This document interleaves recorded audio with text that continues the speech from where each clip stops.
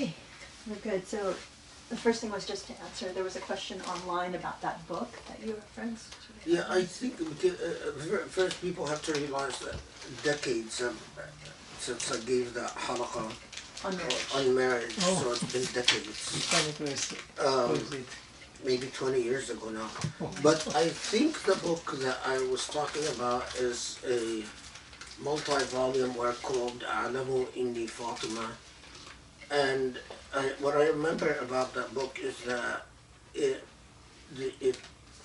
narrated or contained an enormous amount of narrations about the relationship between Imam Ali and his wife Fatima.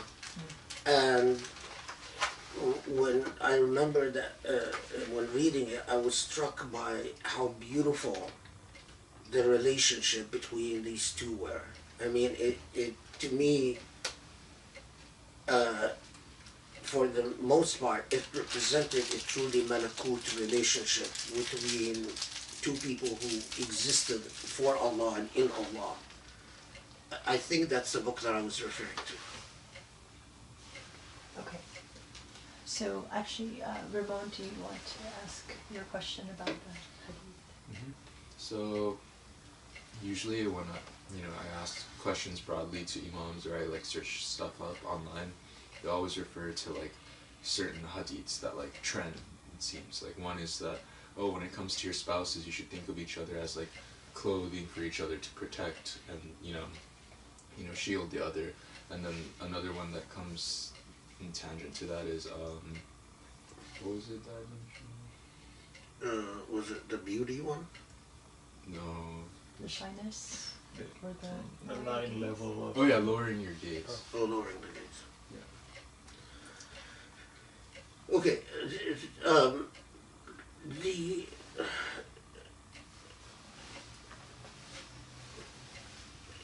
Yes, a lot of hadith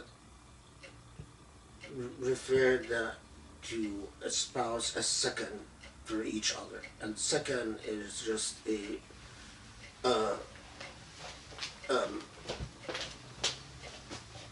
better translation is that it's sort of a habitat for each other, and it is true. It is true. I mean, it is important to understand sort of the moral purpose behind the reported tradition. And it is true that ideally you and your spouse should be the one place where you find true tranquility as opposed to the rest of the world. If your own home is not a habitat, meaning it's not a source of tranquility, where you feel supported, appreciated, and I'm talking about both spouses, supported, appreciated, valued as a human being, life becomes very difficult. If the one place you turn to, and that is your home, your marital home, is a war zone, if it's a place where you compete to prove yourself, if it is a place where you are in some form of competition, power dynamic between you and your spouse, life becomes extremely difficult, because that's the one place where you are at your most vulnerable as a human being. I mean, if you are outside your home, you are engaging in role playing. You are playing a role, and as you play the role in your job in society, you are always on guard. Ideally, when you're home, you should no longer be on guard, and you can be yourself and be valued and appreciated. And that is what's meant by the hadiths. It is not nothing within illegal performance in other words, just simply a set of performances is going to achieve that goal. What achieves that goal is a spiritual state. And that, what is the closest concept we have to that spiritual state? And that is a state of love, a state of repose. So people who cite this hadith and try to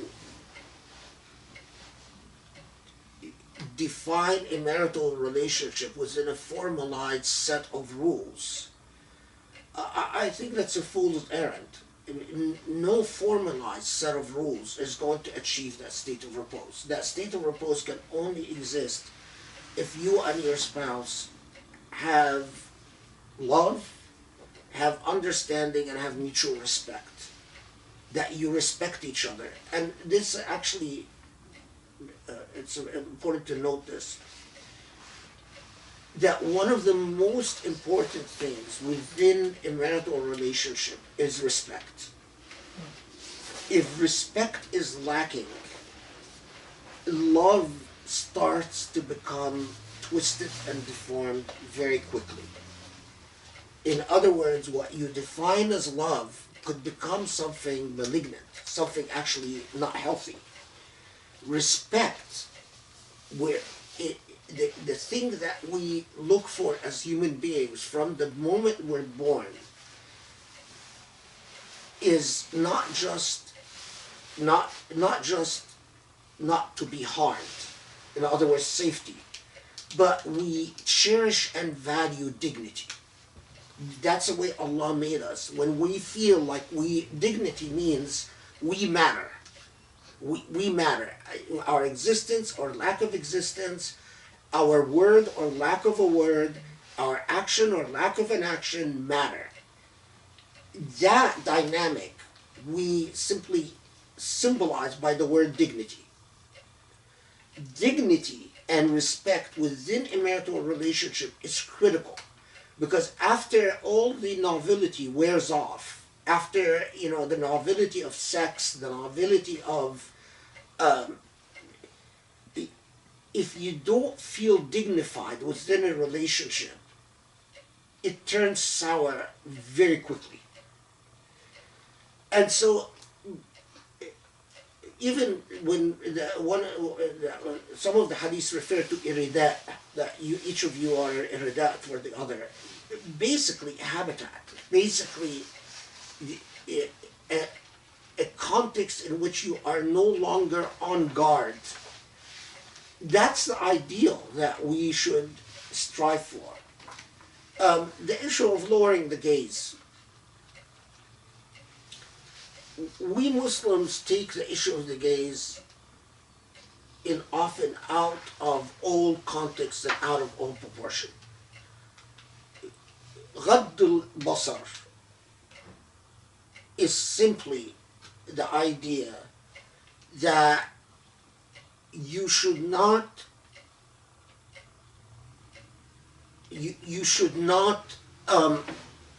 throw fire throw fuel on the fire of desire.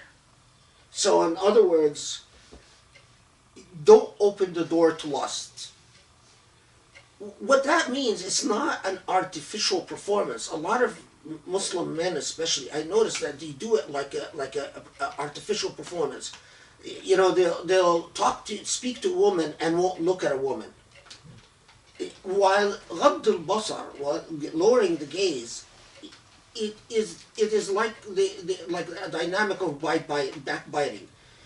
Only Allah knows what is inside of you, and whether what you are doing is an act in order for people to say that you're humble, or whether in fact you are actively refraining from looking at someone lustfully. So I could talk to a woman and look at her, and as long as I'm not lusting after her, there's no haram here. And what I would encourage young people is that honesty with yourself. Constantly ask yourself, am I staring, am I gawking at someone to lust after them? Or am I simply showing them the respect that they are due by looking at them if I'm talking to them? Or I'm looking at them for anything not related to lust. If you have to be, again, be honest with yourself. If you are looking at someone lustfully, then obviously resist, turn away. And it's not just before marriage, even more so after you're married. Because it becomes even more imperative, because when you stare at someone lustfully after you're married, you're betraying your spouse. So it's not just you're betraying yourself, but you're betraying another human being. So, what I really do not like is the emphasis upon lowering the gaze. It's as if it applies only to non-married people. No, it applies even more so to married people. And it's not a ritualistic performance. It is not something that you perform in order for people to say, see, he's lowering his gaze. No, it's something that you do between you and Allah. And if you find that you are lusting, then resist. Then turn your gaze away. And it's as simple as that. The way we turn it, we preach it to young people in a way that as if to tell them, don't even look at a woman to know who you're going to marry. That's crazy. That's crazy. No, obviously look at someone and even saying, oh, she looks attractive or he looks attractive. There's nothing haram in that, as long as it doesn't turn into a process of lusting. That's where you are ignoring a person's intellect and personality and just focusing on their body. That's where lust is. Are you focusing on their intellect and personality, or are you focusing on their body? Now, sometimes, and here we're even being more honest, sometimes you're primarily interested, you're focusing on their intellect, and you're primarily interested in their personality or their but a lustful thought passes by. If a lustful thought passes by, say, A'udhu billahi minash shaitanir rajeem, and focus on the intellect. In other words, just because a lustful thought passes by, it doesn't mean that you should run away and hide. That's not the way, that's not how you build strength in resisting shaitan. Like everything else, the real power comes from making it stand where it matters. Not in avoiding temptation in the first place. It's so easy to resist shaitan if you isolate yourself from the world. But there's nothing heroic in that. What's truly heroic is that you engage the world fully and you're able to resist shaitan all along. So there is a certain amount of pietistic affectations in talking about lowering the gaze, because we do it to be praised as pious. And that I truly dislike, because then it is just the creation of an artificially pious society. An artificially pious society becomes plagued with hypocrisy, where we are not honest about our feelings and what actually goes on. We simply perform piety, but away from this piety, you'll find the same person who is lecturing you about lowering the gaze. They married this woman secretly and married that woman secretly and has a relationship with this woman secretly. That's not piety. That is all perpetuated by a public performance of piety, regardless of its while ignoring the sincerity of a true dynamic with the divine, in which you put the responsibility on the individual, not on some type of pietistic performance. that we all engage in front of each other. And so put lowering the gaze in its right place. It is simply Allah saying to us, resist the focus on lust, not avoid the arousal of lust in all situations, because then we would avoid life itself. And that doesn't make any sense. There was the other thing that you mentioned about shyness and beauty, whatever. I mean, just in terms of just like, how do you deal with when people hadith hurl at you, right? They're like telling you... Well, first, the hadith that Allah gave women 9 parts of beauty and one part shyness. And, one part of reason only. Yeah, I mean, this hadith is not... It is not a valid hadith. It's clearly, there isn't a version of this hadith without transmission problems. I mean, it's a weak hadith, and it's amazing that anyone would cite this hadith, because it's clearly agreed upon that this is a weak hadith. And I don't know what we say a tariqah, or I don't know a chain of transmission of this hadith that's free of problems. So we should not cite this hadith at all. But shyness is haya, what we call haya. Not just for men and women, is a beautiful characteristic, because what it means is that I am not insolent when it comes to things that are haram. I don't have a carefree attitude. And it has nothing to do again with pietistic affectations. It has everything to do with your inner self. Are you a person who has an arrogant, entitled attitude towards the things that are shaitani, that are demonic? Or is it that your attitude is, I don't like to exist in the plane of the shaitan. I don't like to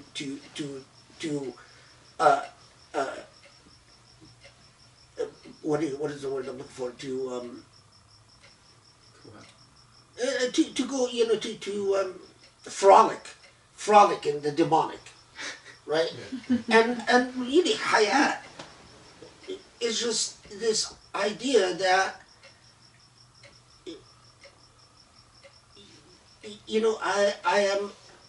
I'm comfortable. My soul is comfortable in the plane of the divine, in the beatific plane, the plane of rububiyyah, the godliness, the godly. And my attitude towards whatever the demonic is one of caution and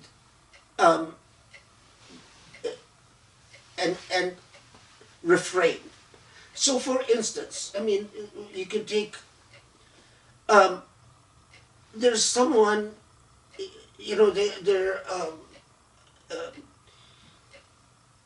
someone could have an attitude of, I don't care if I'm looking at a dance where there are sort of sexual connotations. These dances, I don't even know their names.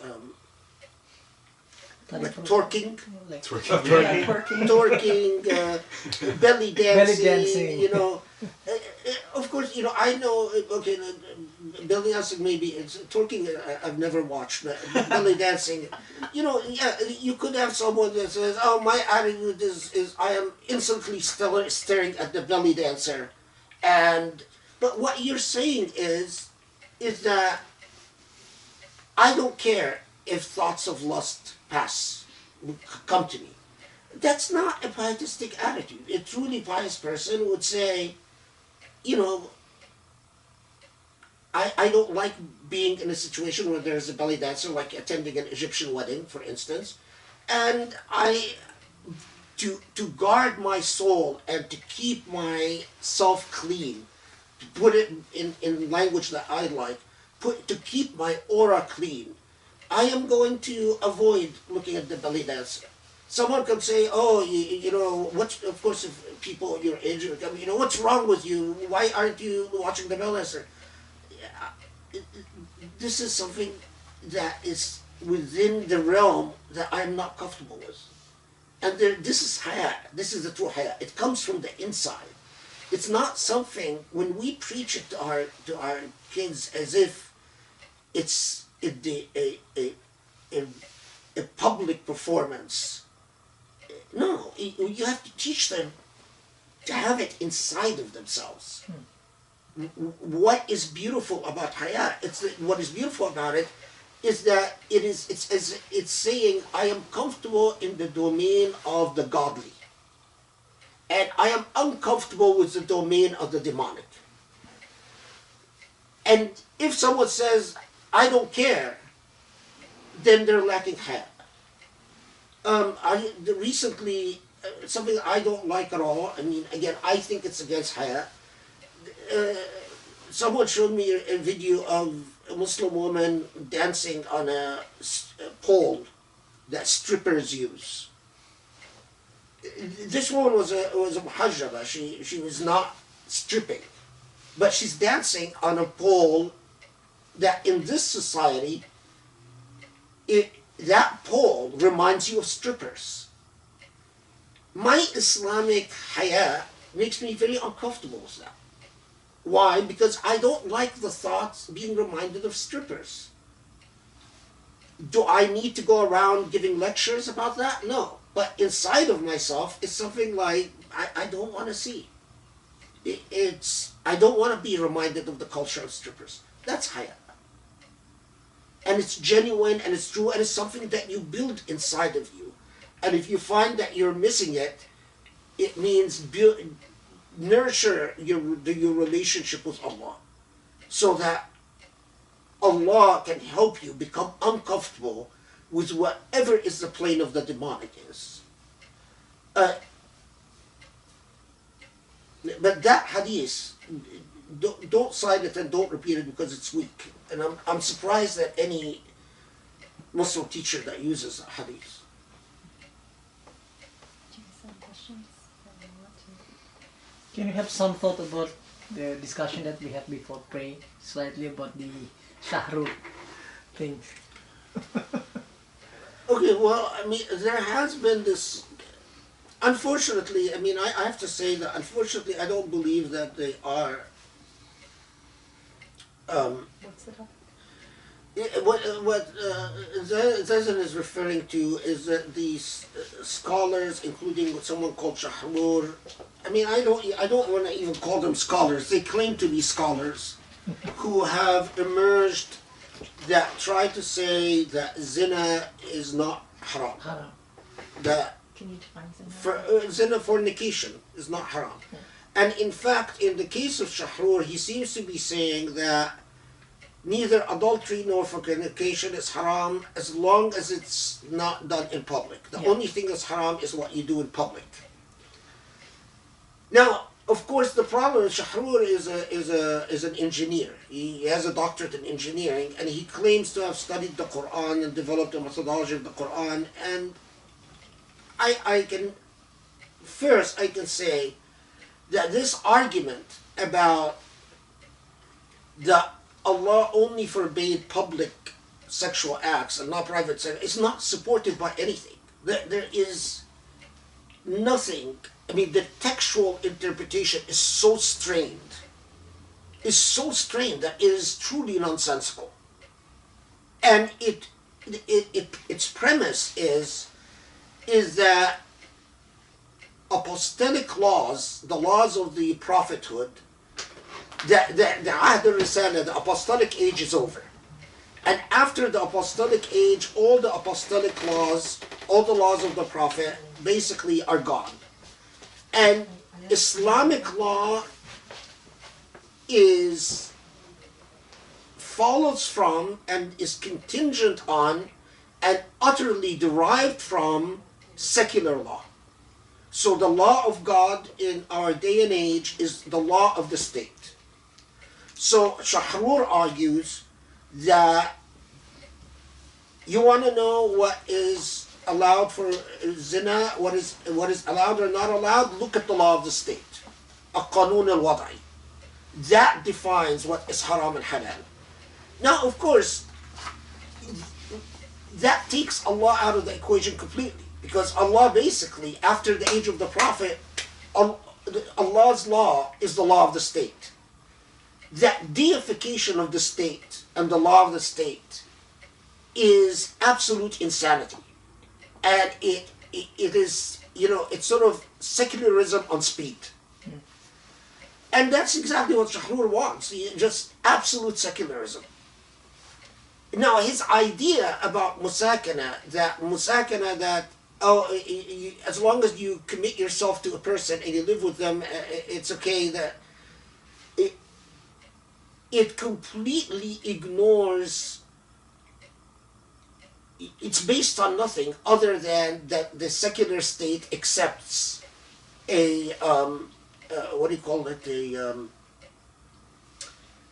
common law marriage.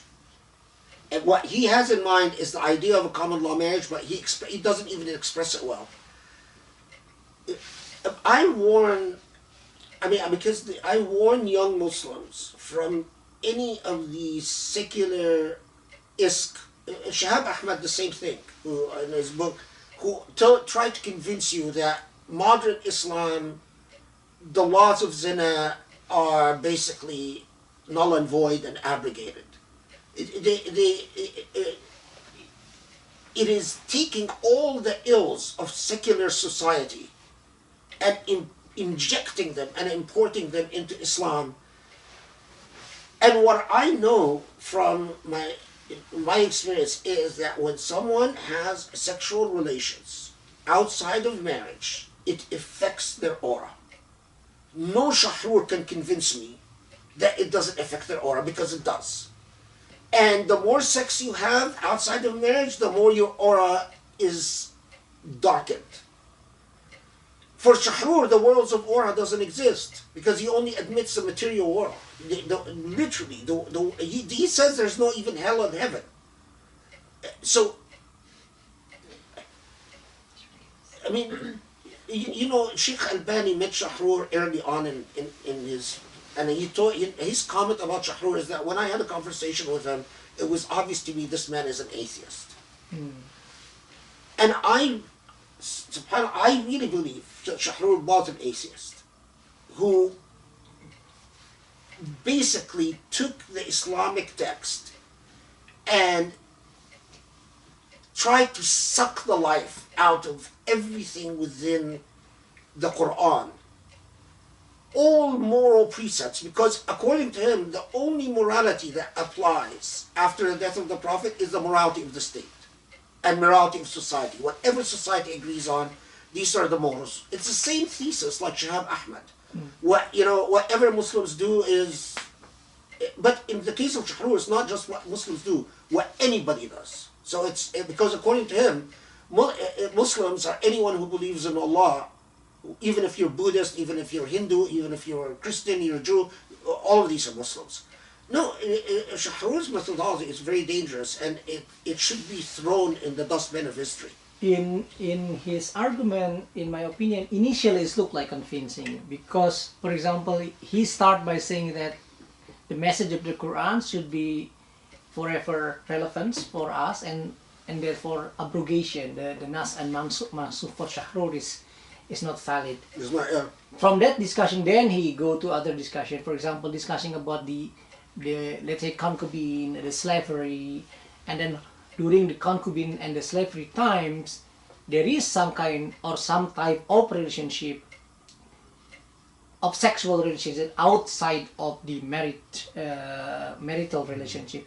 Then he tried to reinterpret this notion by saying that there is some kind of, let's say, extramarital sexual relationship based on the idea of there is no abrogation and Quran should be relevant for. But the irony is that he ends up abrogating all of Islamic rules under the guise of no abrogation. Yeah. I mean, so his argument though about concubine is also because he hasn't studied Sharia law at all. Yeah. He completely ignores the school of thought that said you cannot have sex with a concubine unless you actually marry your concubine.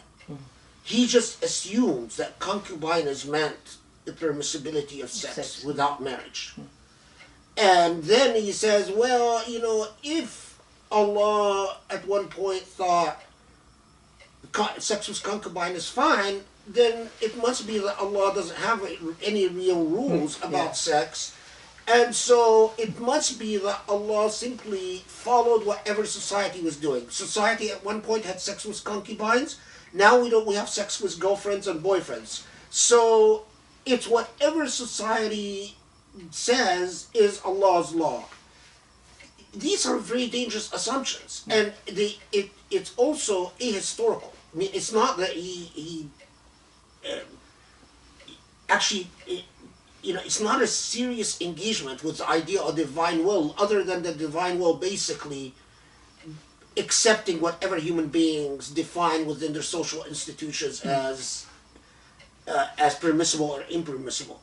And then according to Shahrur also doesn't like polygamy, but according to his methodology, well, if society practices polygamy, and in fact if society even marries more than 4 wives, he should accept that. Yeah. Because whatever. But then he says no, that's clearly haram.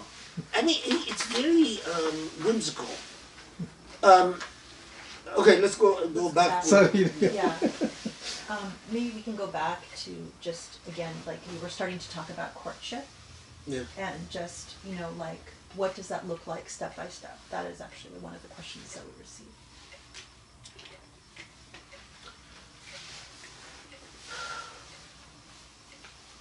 How does it look like step by step?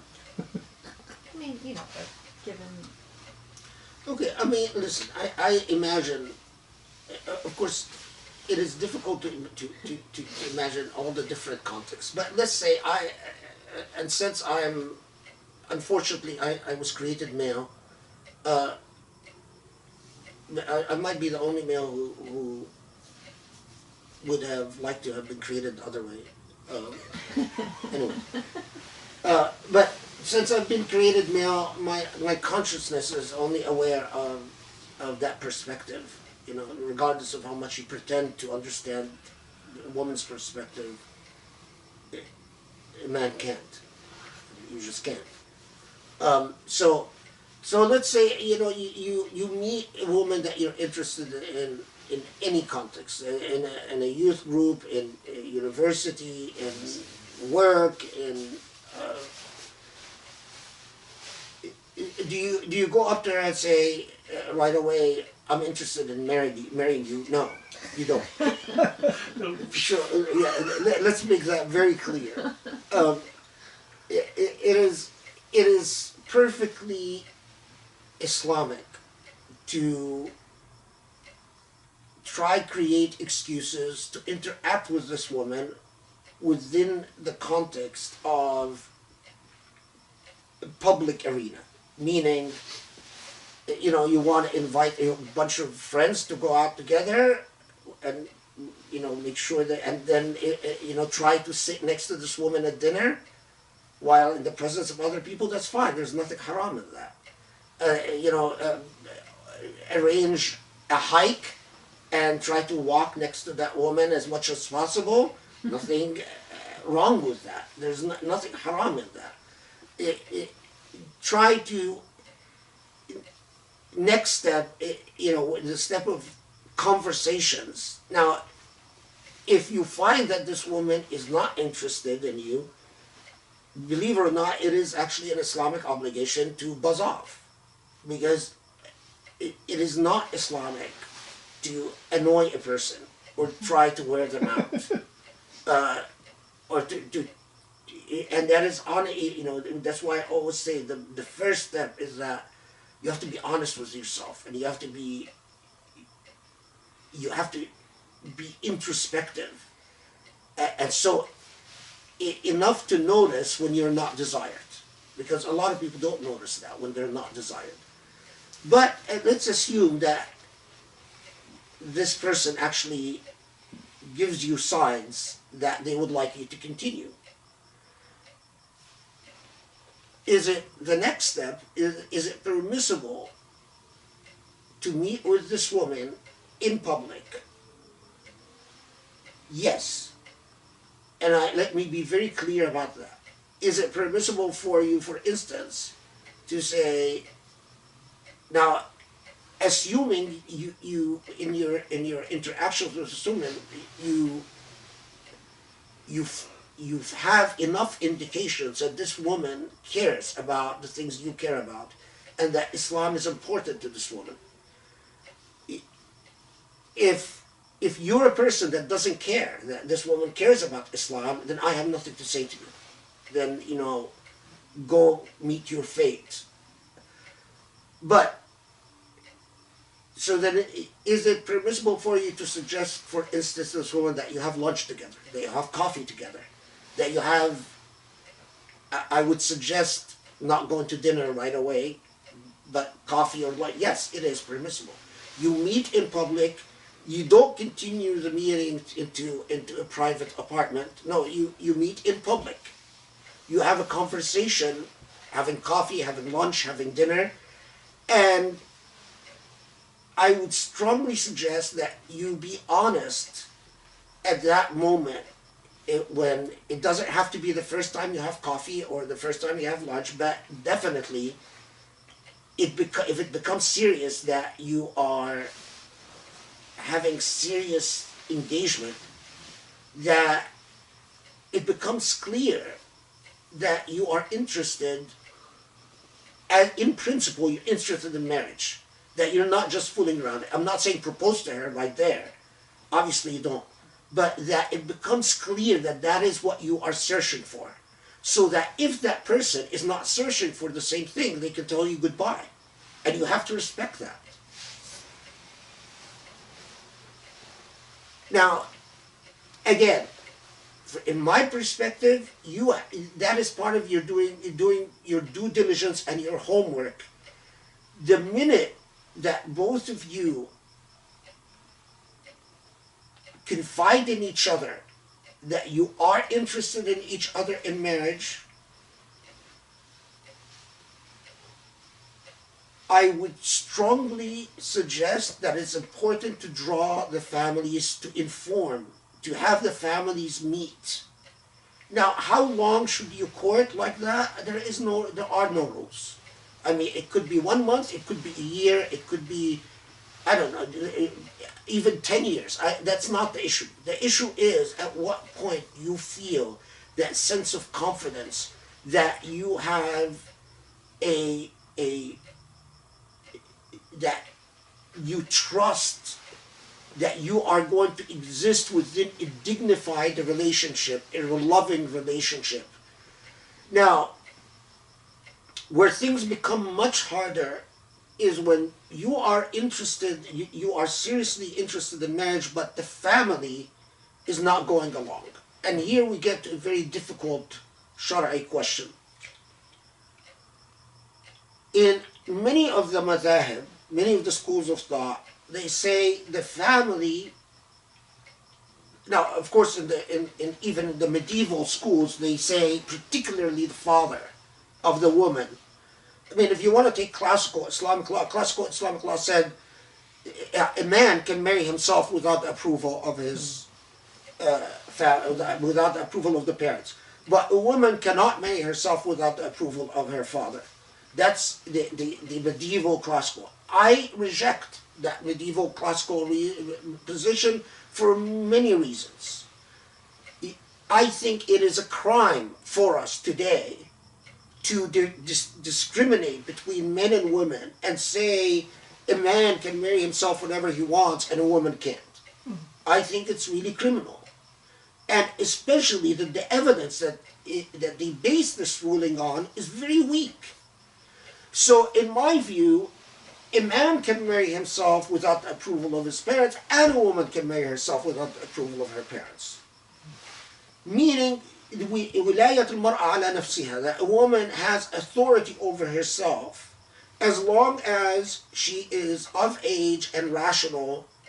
Now, one of the hardest things to do is for a couple to marry despite the will of their parents. Why? Because when your family is supporting you, life is much easier. Life becomes easier. Now, does this mean a marriage entered into without the approval of the parents is invalid? Absolutely not. It's a valid marriage. If you defy your parents and you marry someone that you love, even if your parents oppose, your marriage is valid. It's just that it's going to be harder. Not from a Shari'i perspective, but from a wisdom perspective. So, now, the more you are in love, the more it is rational to defy the family. I mean, it just, if you're going to defy the family, but your attitude should always be with open arms, that you leave open doorways for your family. Because, ideally, it is not just that you marry someone, but the families marry each other as well, ideally. But that's not always possible. And we have to recognize the autonomy in our children. Now, a lot of people say, well, but do you know that a lot of our children enter into marriages that were opposed by that end in divorce? I have to respect their autonomy even to go through the experience of divorce. I mean, yes, percentage-wise, there's a high chance that they would end in divorce, but that doesn't mean their marriages are invalid. There is a harder issue, which when I was growing up, especially in the Los Angeles community, there was a very wide practice of secret marriages among young men and women. A lot of the people that were in the youth group of the Islamic Center of Southern California were secretly married. Everyone was secretly married to everyone. Why? Because their parents would oppose, and they didn't want to defy their families, and so they would marry secretly. Now, let me be very clear. If you mean by a secret marriage, a marriage without witnesses, that's a big problem. If you mean by a secret marriage, you have witnesses, but you're not declaring it in public, that is a lesser of a problem, but in my view, it's still a problem. The most valid marriage, in which there is no disagreement about, is a marriage that has witnesses, has an offer and acceptance, has a dowry, and has also publicity. It's been publicly announced. Is guardian necessary? Huh? Wali? I don't think a wali is necessary. For women too? I'm sorry? For women? Yeah, but I don't think it's necessary. I don't think it's necessary. Now, a lot of women will have a wali as a way of honoring someone they respect. Like Grace had a wali, but she had a wali not because she couldn't marry herself, but because she wanted to honor the person who was her wali, and that's perfectly fine. In my view, requiring women to have a wali in order to get married is problematic. And another time we can get into the jurisprudence of it, but it's seriously problematic. Why can't women marry themselves? Why can't all women have the status of what we call a non-virgin, basically? Someone who's a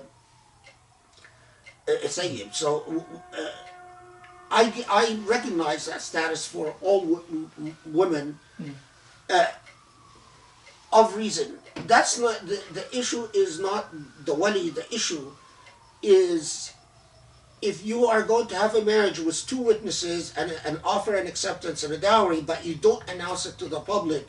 There's disagreement about among the scholars about the validity of that marriage, but my attitude towards it is that it's a makruh, and try to avoid it. In my experience, I'll tell you of the son of a well-known imam, someone who's well-known in the Muslim community, married the daughter of a lesser-known imam, and they married in secret because the woman was dark-skinned. The kid was, I believe, Iraqi, and the woman was a dark-skinned Egyptian from a side.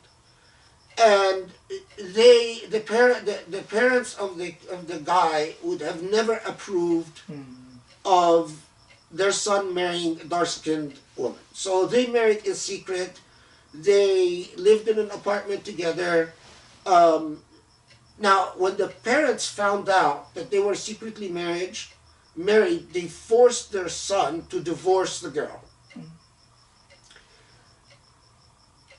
When he divorced the girl, the parents basically gave the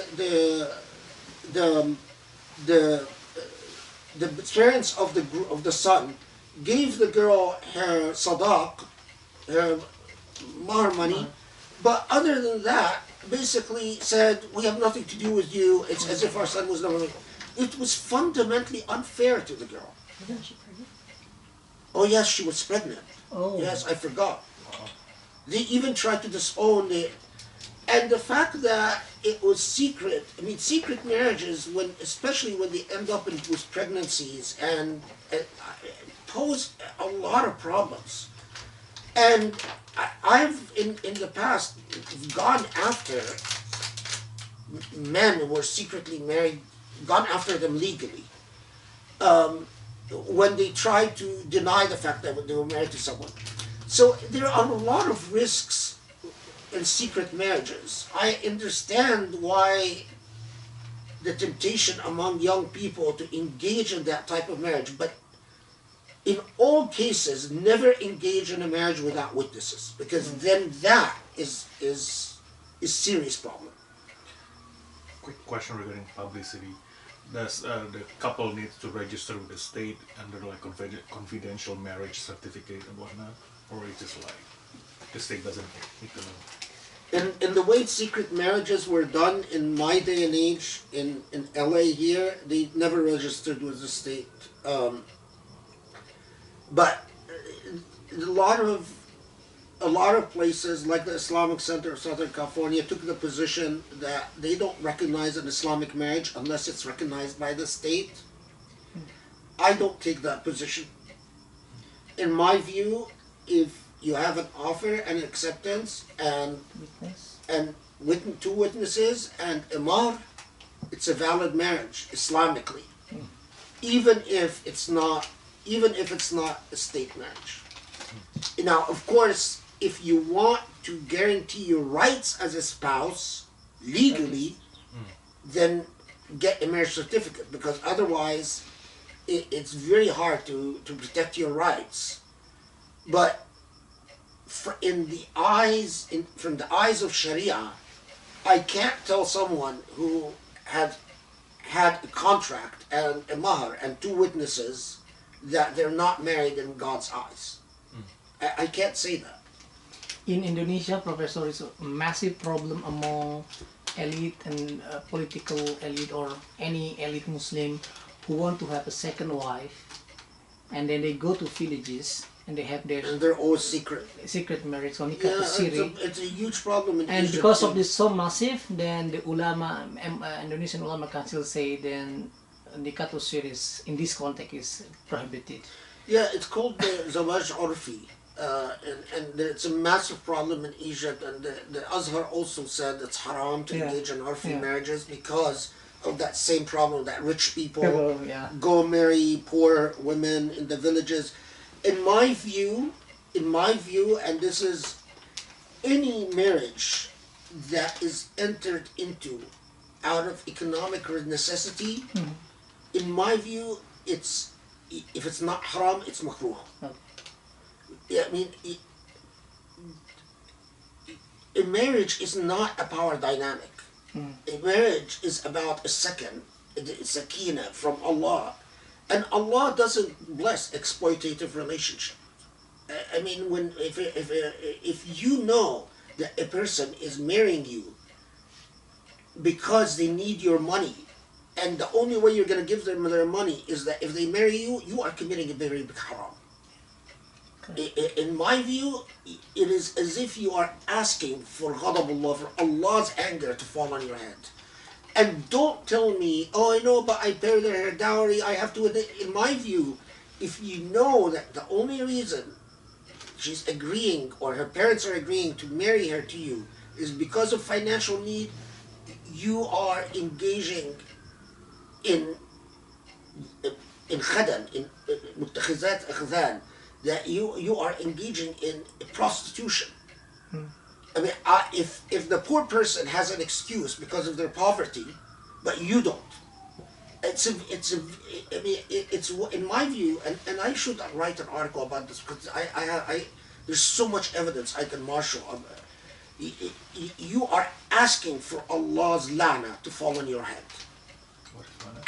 It's Allah's curse. And the sad thing is that in the last 20 years, there is the whole regency that become Arabized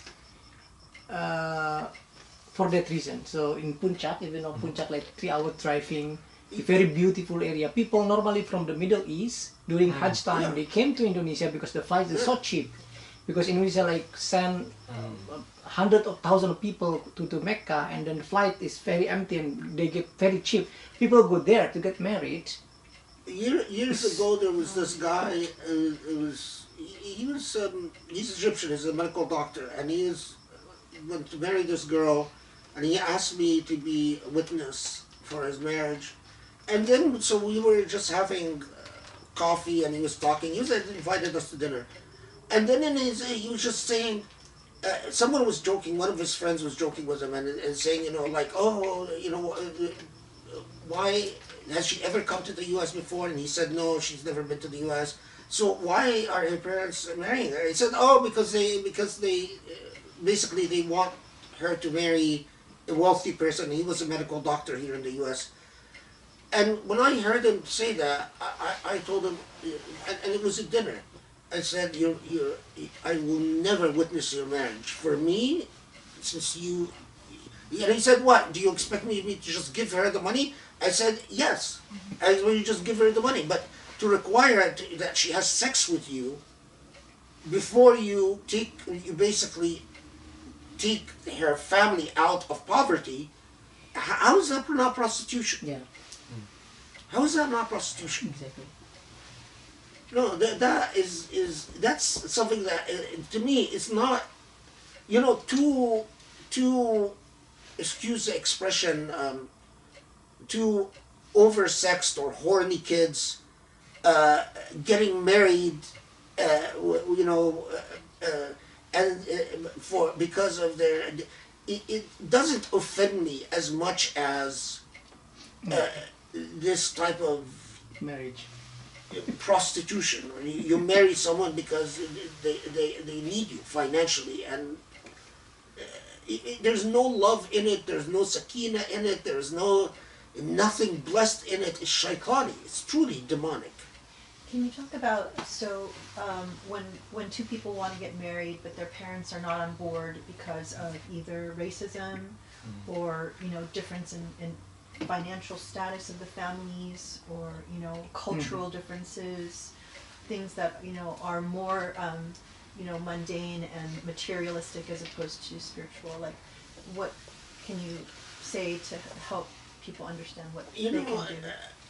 It's very hard because I know a lot of families, and racism unfortunately among Muslims runs at so many levels, not just between white and black, but Syrians will not marry their sons to Palestinians, Egyptians will not marry their daughters to, Palestinians as well, or Pakistanis and Indians. Indians will not marry their kids to Arabs. I mean, there's just this level of even. I've seen some bizarre things like light-skinned Indians will not marry their kids to darker-skinned Indians. Yeah. And all of that, there's nothing remotely Islamic in any of that. And it is our obligation as Muslims not to succumb to this jahiliyyah of the Islam came to abrogate jahiliyyah. Jahiliyyah are the morals of pre-Islam. And the morals of pre-Islam were what? Were racism, ethnocentrism, and tribalism, and classism. So anytime any of us accepts these practices, we are perpetuating jahiliyyah.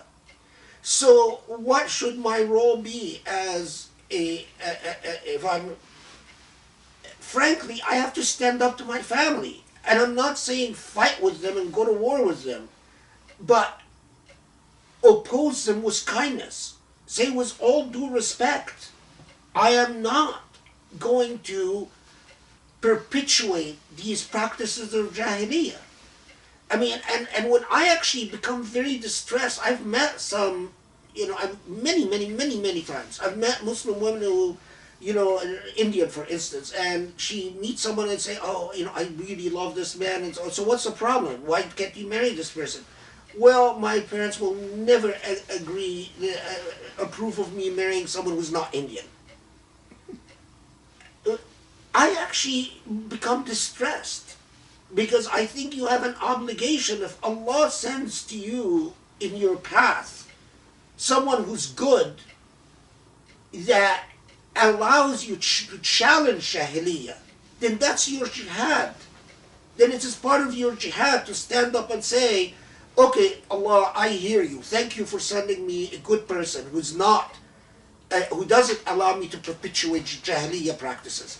But if you let that person go, don't complain if Allah sends your way an Indian who is going to make your life a living hell. And I've seen that time and time again. I mean, I've seen Egyptian families that insist, no, Egyptian. And sometimes even from the most ridiculous thing, not just an Egyptian, but it has to be an Egyptian from their part of Egypt.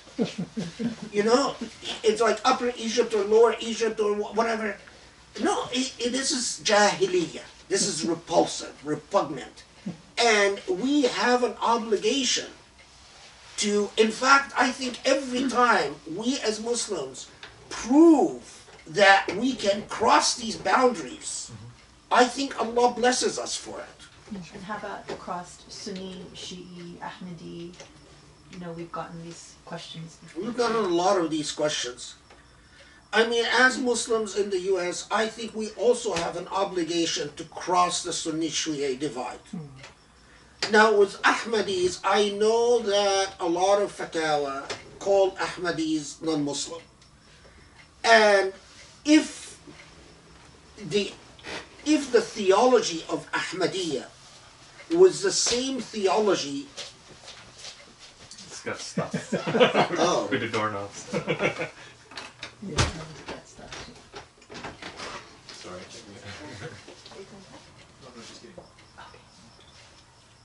We're interested. It's really good. This is the This is good stuff.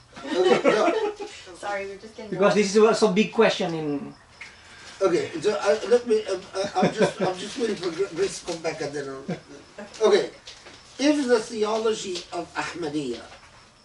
Okay, let me just because this is, I know, Sunni and Shia people. Is Shia in Iran or is Shia in Iraq or is Shia in Pakistan is not the same as a Shia in the United States. Same thing for a Sunni. Why? When in Iraq, you just don't have Shia theology in the abstract. You have a whole set of cultural practices and centuries of centuries of grievances between Sunni and Shia.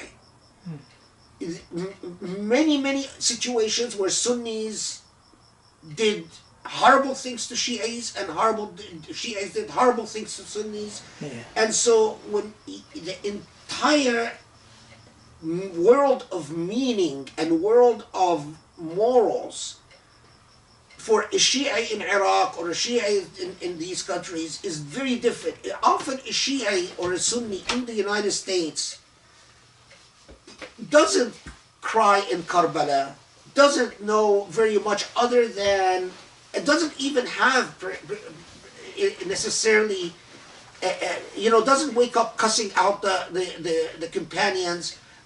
You'll often find a Sunni who knows as much as a Shia about the companions. In other words, both of them don't know very much about Omar or Abu Bakr or the Fitna Kubra or Fitna Stughra or any of that stuff.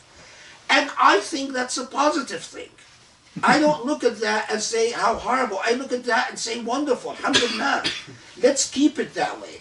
And when we cross the Shia and Sunni divide, we are doing something that is good for the Muslim Ummah. We are basically creating a synchronistic tradition that tries to create bridges between these horrible cultures of deep schisms and dogmatic divides that don't make any sense and that cause a lot of human misery for nothing. Yeah. Now, for the Ahmadi part, the problem is what? Initially, when Ghulam Ahmad generated what became the theology of Ahmadiyya, there were a lot of issues that have to do with the role of colonialism and the birth of Ahmadiyya. A lot of Indian Muslims believed, whether right or wrong, that colonialism encouraged Baha'ism, encouraged Ahmadiyya, and encouraged few other Durzis, which eventually left Islam altogether, Nusayris. It encouraged all types of divisions within Islam in order to pursue a policy of divide and conquer. And so when Ghulam Ahmad said that he receives some type of divine inspiration, now he wasn't clear about what type of divine inspiration. Is he like getting divine inspiration the way that Ibn Arabi was getting divine inspiration? In other words, it's some type of divine guidance, or was he actually getting wahi, like now? So at the time, wahi, revelation. Now, it would not be fair to say it's very clear that Ghulam Ahmad was claiming revelation, because that would be simplifying. But I think what happened with Ahmadism, regardless of what Ghulam Ahmad did or did not, is the way that Ahmadi theology evolved was that it attempted to build bridges to mainstream Islam and to de-emphasize the role of Ghulam Ahmad as a messenger, and to basically say that we are mainstream Muslims, except that we reinterpret these parts of Sharia and not reinterpret Salah or Sawm or like Shahrur or whatever, but we reinterpret things like polygamy. Now, within a reasonable frame of interpretation, whether you agree with them or not. Now, who's closer to Islam, Shahrur or present-day Ahmadiyya?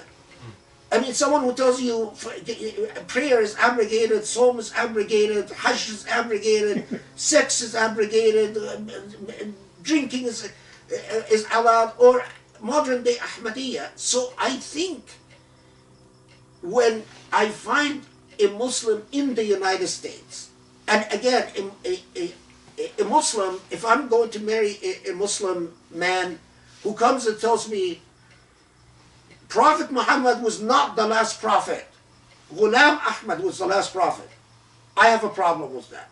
And then I would say, no, you can't marry that person. But if someone comes and tells me, no, the last prophet was Muhammad, but Ghulam Ahmad was divinely inspired, like, in some way. And I say, like, Ibn Arabi, say maybe, like, Ibn Arabi, like, you know, any of the other Sufis that claim that they have.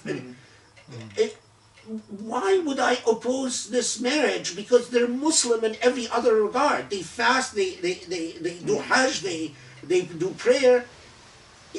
Throwing obstacles. So in other words, our attitude towards our children should be to help them as much as possible. So if my child comes to me and says, listen, you know, I want to be honest with you. I have a raging sexual desire. I mean, that would need an honest kid who's like, actually, but let's say they, you know, I have raging sexual desire, and it's really difficult for me to stay on the straight path.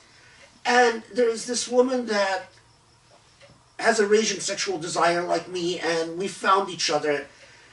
Now, can we get married and you support us until we finish college? In my view, in this society, Islamically, there is an obligation for you to say, yes, I'll help you, I'll stand with you. Don't throw obstacles in the path of your children. Don't let them encourage them to come to you and tell you, I'm in love, I am oversexed, I am whatever I am. Don't make them feel ashamed to come to you, because if you don't teach them honesty, they'll learn to lie to you. And if they learn to lie to you, they'll learn to lie to themselves. And worst of all, those who learn to lie to their parents and to themselves will inevitably learn to lie to their spouses. And nothing destroys marriages and families like lying. Lying is the poison. And if you've grown up in a lot of Muslims, if they've grown up and watched their parents, they'll notice that their parents lie to each other all the time. Lying is the most demonic thing in a marriage. But it starts with lying to the parents.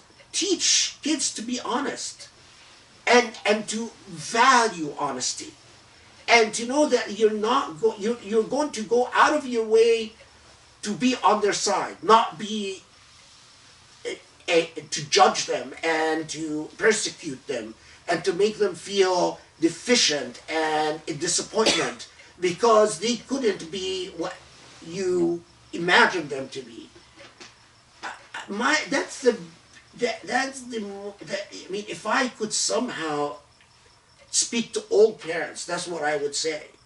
Because it is very hard and accept the idea that they have the right to make errors in their life. What your role is to have their back as much as possible. I missed that. You know, that scared me. Just have their back as much as possible, as much as Allah allows you, and as in the best of your ability. Because otherwise, the alternatives are very scary. I mean, our kids, when they learn to lie, they do horrible, horrible things. And things that they hate themselves for. And a lot of them come to, like, if they commit X and Y sin, and then the next step is, well, if I'm sinning this way, then I'm not going to pray anymore. I can't pray anymore because I feel really bad when I pray. Then when they stop praying, then little by little bit, they no longer are Muslim. And that's not good. Can I have a hard question, Professor? Please. It's a lot of YouTube video or even book talking about queer Muslim, LGBT, let's say Muslim things. What is your opinion on it?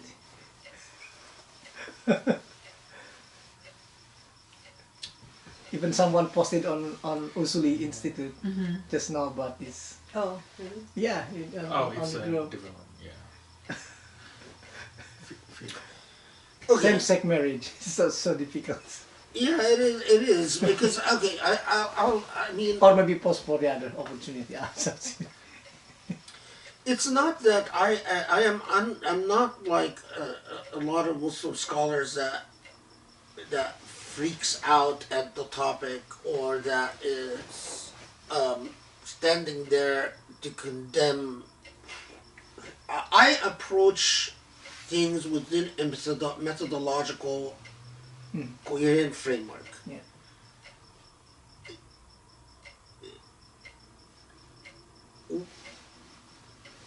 You know, some believe that there is a clear, unequivocal, textual condemnation of homosexuality. I don't agree that there is. It is the Quranic verses on Qawm Lut. And not only that, but even there was an acceptance within the Islamic civilization of the naturalness of homosexual desire. Of course, in the prior civilizations, what was often considered a source of fitna were young boys, which for our day and age would strike us. But now the next question is the issue is one is entitled to exercise the sexual desire that Allah has created in them just because it is in them? And my answer is no. Why?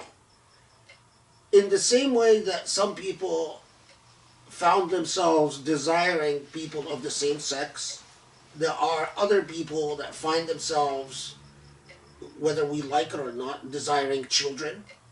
There are some people that find themselves with all types of sexual desires, what we call fetishes.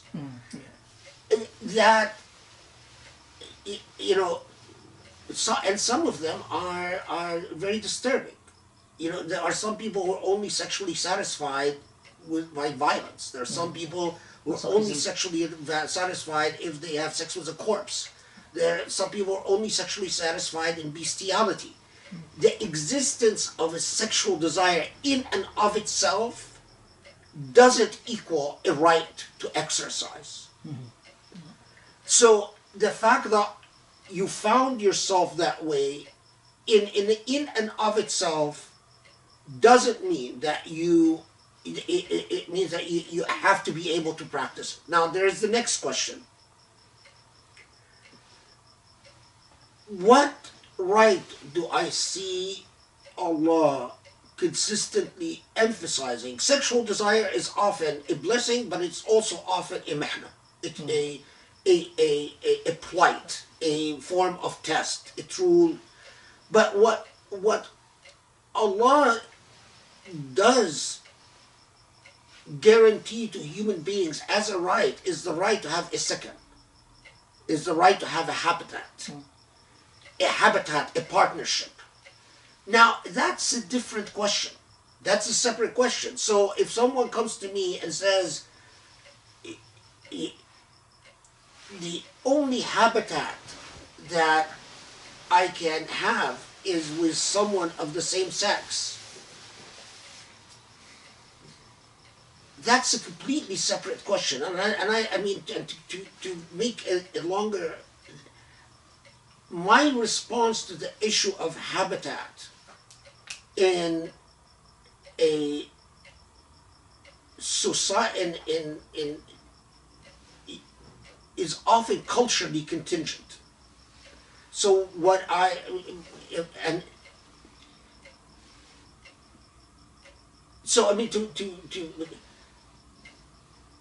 I am willing to seriously rethink the rights of homosexuals within a contemporary understanding, but on the principle of the right to habitat, the right to sakina, not the right to a sexual desire, because there is a huge difference between the two. If I say people have a right to exercise their sexual desire, then I have to be able to distinguish between a homosexual desire and all the other sexual desires that are quote unquote out of the orthodox, out of the usual, and a systematic distinction like that is, but the issue of right to habitat is a separate issue, and that issue deserves to be seriously rethought and rediscussed. And I think it's also quite different from, if you require, if we live in a society where families marry each other, and then you tell these families you have to accept a homosexual marriage, I think that's very different than a marriage in the West, where basically it's one individual marrying another, and it's not families that marry each other, because it is not necessarily traumatic for a family to be a part of a homosexual marriage, as it would be, for instance, in Indonesia or Egypt, as opposed to a marriage in the United States, where basically couples create their habitat without the intimate involvement of a family. It has a different takif shari. And balance of harm and good would be very different. But yes, I'm very troubled by the idea that if all the things that we read, and again, and I think that deserves a very serious vetting. You read a great deal about sexual identity that's produced by Western scholars that are quite often, those who write within gay and lesbian studies are themselves gay and lesbian. Yeah. But an honest, critical conversation about the relationship between homosexuality and identity doesn't receive an honest vetting because it's still a taboo topic. And I would like to have a serious conversation about it. I would like to know whether this has to do with sexual desire or with habitat, with sakina, with sakan. And until now, because of all the taboos, and if in the West, if you even question the idea of the rights of gay and lesbians, it's a huge crime. While in a lot of the other parts of the world, the opposite. It's the opposite. And these intellectual taboos prevent an honest conversation in which we can actually ask the tough questions and get honest answers from people and how to differentiate between this and someone who says, because I've met people like that, who says, I can never achieve any sexual satisfaction unless it involves violence, or unless it, whatever fetish there is, or someone who says, from the time I was a child, I was always obsessed with feet, and all I care about is a person's feet.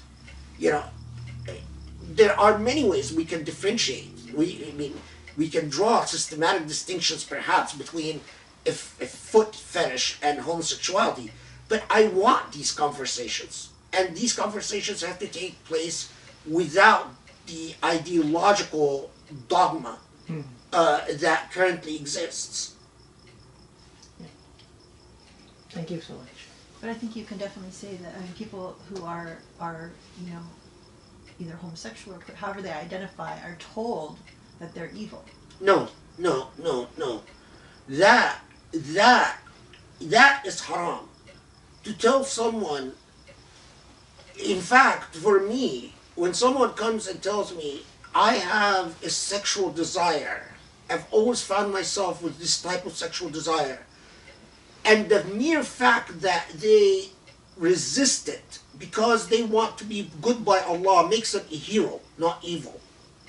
And that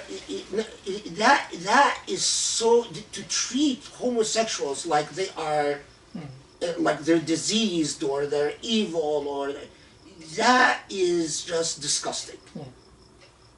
They the human beings. If someone grows up from whatever the reason is, whether it's genetic or non-genetic, something in their way their brains are wired or not, you grow up finding yourself in a certain way. The fact that you can even be honest about it is something to be admired. And Allah is perfectly just. If Allah knows that this is the desire I've created in you, if it's true that homosexual desire comes from Allah and not from anything a human being does, then there is no way that Allah is going to punish that. Allah doesn't punish what Allah does. And Allah punishes injustice to other human beings. So if you have sexual desire and you rape someone, obviously you're going to, but the tougher question is whether you can engage in sex with someone through marriage. So basically, a homosexual marriage, and that's what the thing I was referring to, where then we have to raise a more bigger social question. And a marriage in the U.S. is very different than a marriage in Egypt or Indonesia, and because of the nature of how do we define a marriage. But should be any imam or Muslim that treats a homosexual as if they're diseased or should be ashamed of themselves. I mean, that is.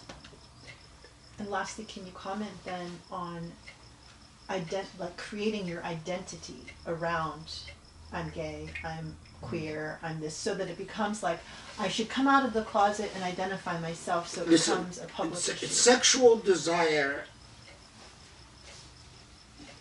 in the same way that my sexual desires with my spouse is my private business, your sexual desires, even if you are living with a homosexual partner, and let's say that you've married and you've brought in 2 witnesses, that is your private business.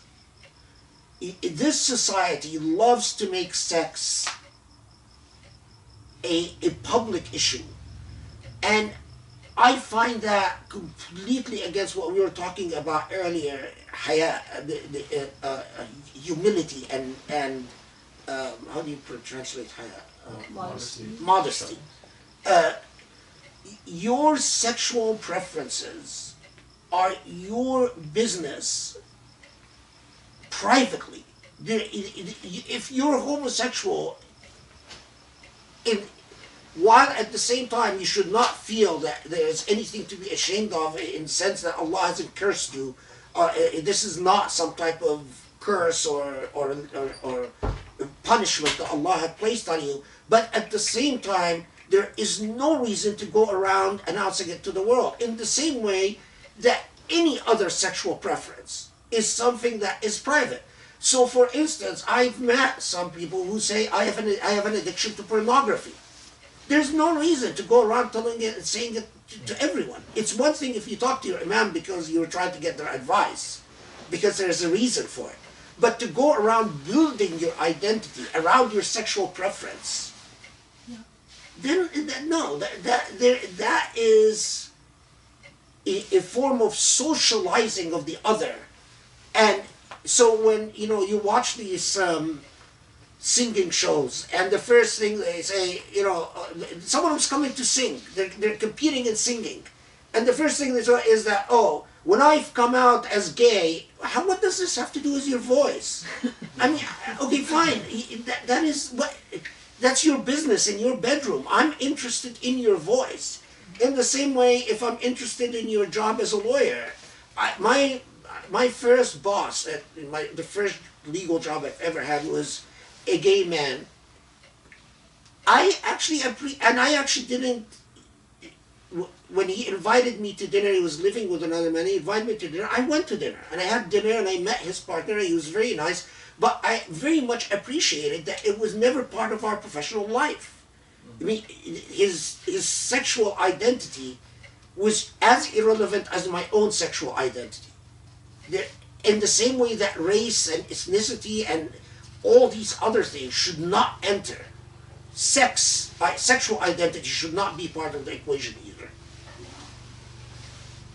I have a question from the back, the previous answers that you mentioned, I think. So one is pretty easy and kind of funny, and the other one is kind of easy. So the first one is the part when, say you were going out for a coffee, because I had this little funny experience where it was quite traumatic, because the first time I went, it was like her and her parents and then grandma sitting on the same table. Oh my God. Like, it was like my walking into Jesus defense. So is that actually necessity? No. For... No. That is weird. And in fact, I mean, when your family is right there, see, this is the type of, they're trying to mix between an arranged marriage where the family is present and in non-arranged, which doesn't work, because if your family is there and you're meeting someone for the first time, you're not going to find anything out about this woman. I mean, you're finding out about her family. And so they're actually signaling to you that you're going to have sex with our daughter, but you're getting married to us. And you have to ask yourself if that's what you really want. Because if your purpose is not just to have sex with one person, but marry an entire family, then that's a really bad idea. Then regardless of who that person is, we still.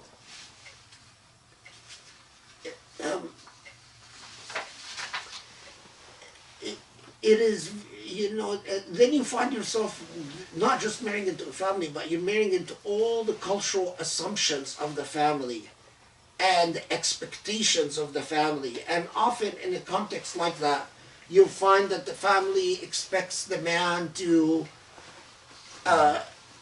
basically, play the typical patriarchal role of providing and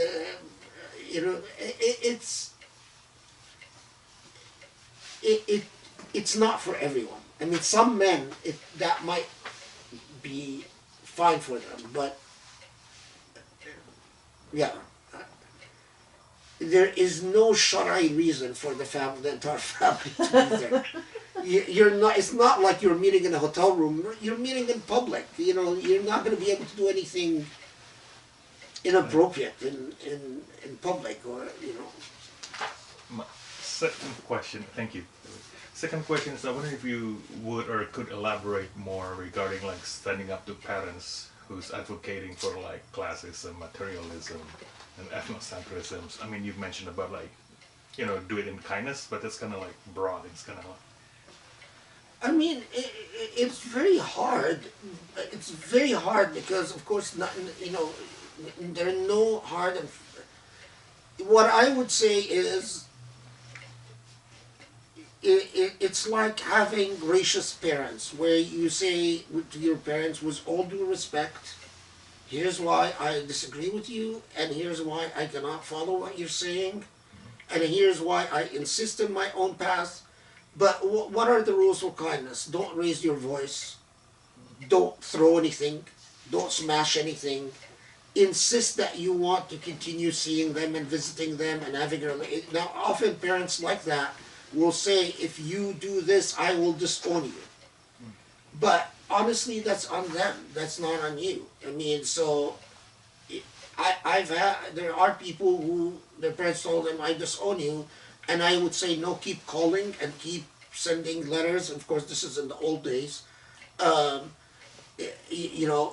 Tell them, even if you disown me, I don't disown you. And I will always be, the minute you allow me into your home, I'm going to come into your home. But,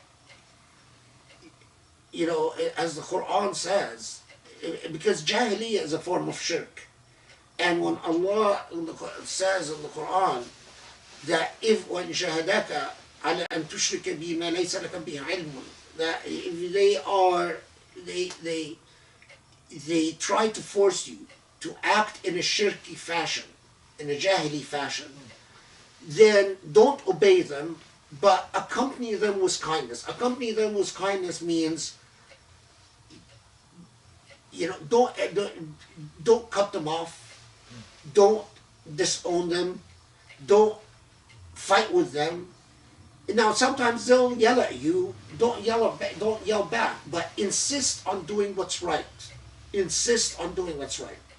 And racism, classism is not right. I mean, it's just not right.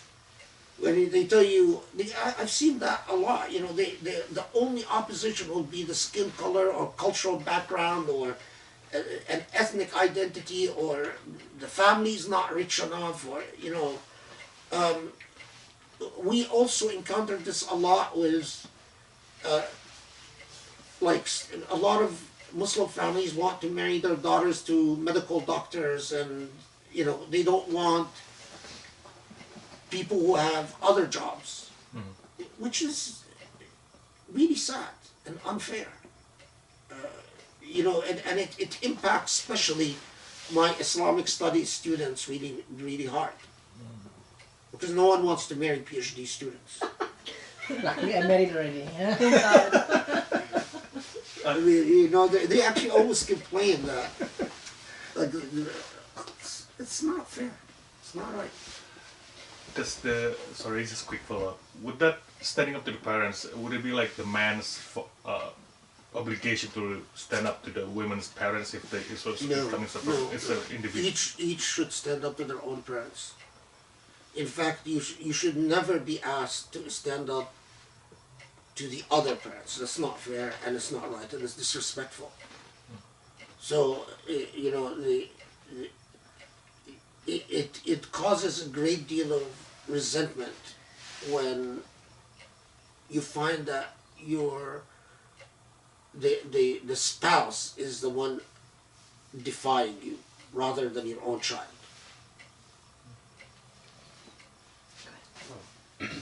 All this talk reminded me of this one hadith where apparently during the Prophet's time there was a man who committed zina, and then he was brought before the Prophet. He was punished, but then the Prophet made like arrangements for him to like lead a marriage on. And what's interesting is that like in the past I've never had empirical proof or reason why, you know, marriage within, you know, like intercourse within a marriage is the only way, you know. Otherwise it would be like Allah, when you look at your spouse, it's like He looks at both of you happily, right? And in the same way, yeah, so it's kind of just like, what do you make? Well, what's the question part now?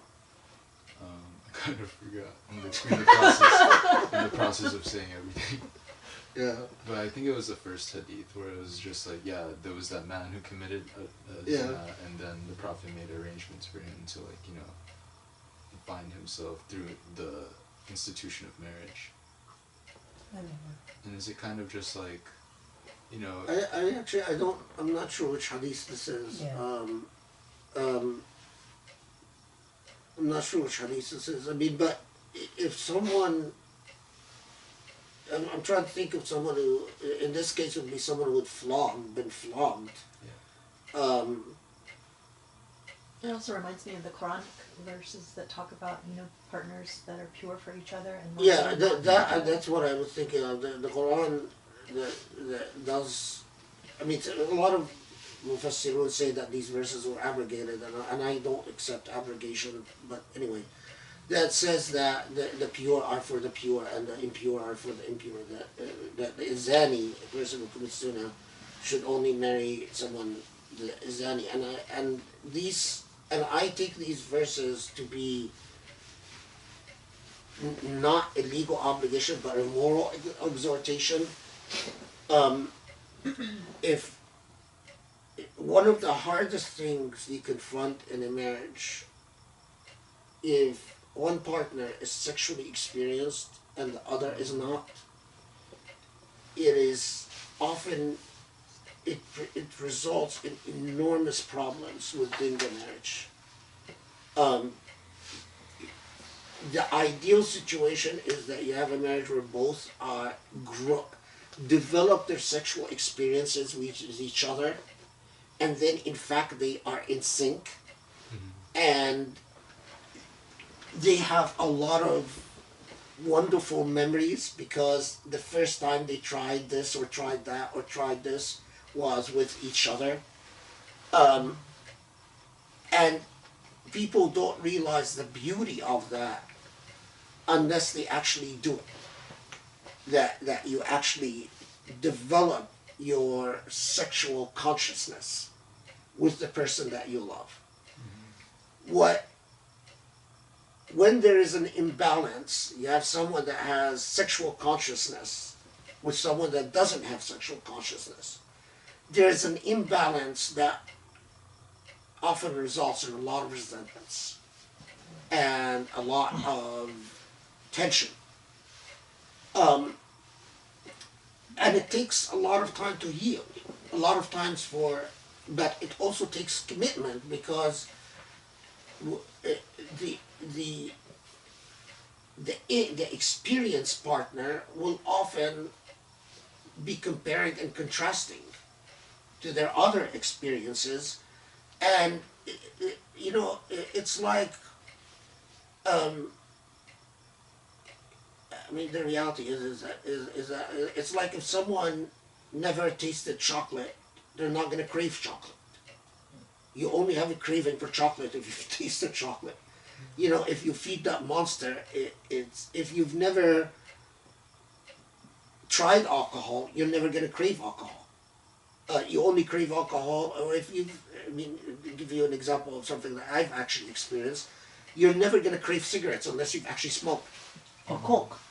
If you've never drank Coke, you're never going to crave Coke. But sex is often like that. And now it's tricky when both partners are experienced. At the beginning, the experience comes in and produces pleasure. Both have experience, and then each is bringing their experience to the table, and it's like, each is one is bringing the cigarettes to the table, and one is bringing the Coke to the table. And then, both are having a party, exchanging the goods. But what often then settles in is the restlessness and the issue of boredom and the issue of missing what you are aware of that has not been brought to the table.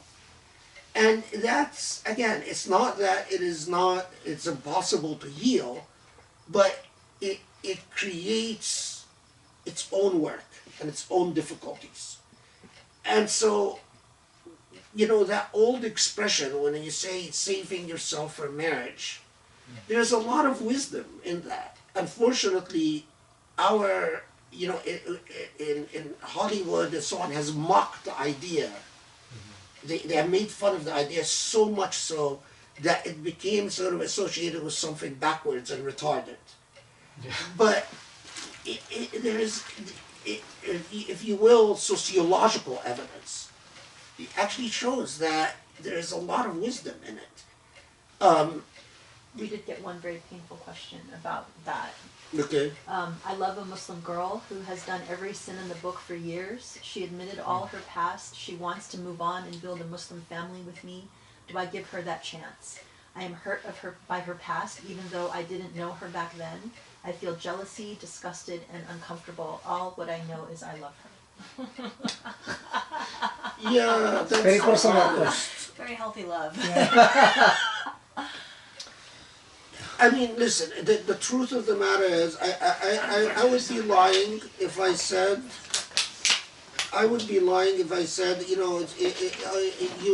it's just going to be smooth sailing, because the reality is, what happened is that when you are actually, Sorry. You have to push it first. this is the funniest thing that doors that doesn't open. The books don't want you to leave. Yeah, I don't know how that happened. Thank you It's so much. funny. Bye, assalamualaikum. That door didn't used to be like that. I don't know what happened. It's okay. Okay, so let's again be again, and this is from all the years of what I've seen and then what I've experienced with people and so on, and I'll explain to you why it happens. The feeling of love tells you that you must be able to forgive all and forget all. But what often happens is that when you are intimately with a person, you find yourself bombarded by what we call in Arabic hawajis, the specters, the ghosts of the previous experience of your partner. Now, you don't know why that happens. You don't know why it comes and starts haunting your mind, and why you don't want to think about all the men that she's been with or he's been with, but you find that it comes and haunts you anyway. And you start telling yourself, maybe I don't love, is it that I don't love this person enough? No, it's not that. It's not because you don't love this person enough. I'll give you a reason that you never hear people talking about. The reason is the imperceptible aura. What is happening is that your aura is mixing with the aura of this person. And whether you or I or anyone likes it or not, that person's aura has the remnants of the partners that she's been with or he's been with, depending on the case. And that is why your subconscious is invaded by all these thoughts, despite of yourself. So you find yourself haunted by it. Now, what to do? One, remember, if you truly love this person, you must work towards forgiveness and forgetting. And you must challenge yourself to forgive and forget. Second, the more a person repents from their sins and asks Allah, and only Allah can do this, and asks Allah to erase their sins, Allah will restore the aura back to the way it used to be before anything happened. That comes from Allah, and you will know it in that you will be, when you are intimate with this person, you'll find not a thought occurs to you about the past.